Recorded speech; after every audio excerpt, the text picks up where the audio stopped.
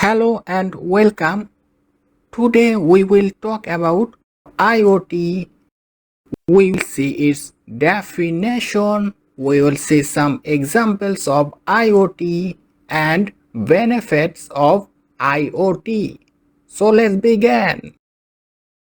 So IoT stands for Internet of Things.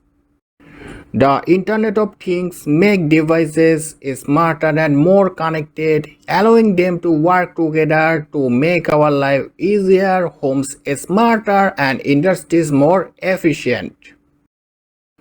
In simple terms, IoT connects everyday objects like refrigerators, cars, or even street lights to the internet so they can talk to each other and perform tasks automatically.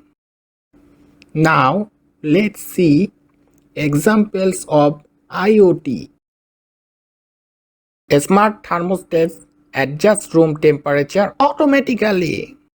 Smart watches track your health and activity. Security cameras send live videos to your phone. A smart refrigerator alert you when food is running low. Connected cars provide navigation updates or self-driving features. Now, let's see benefits of IoT.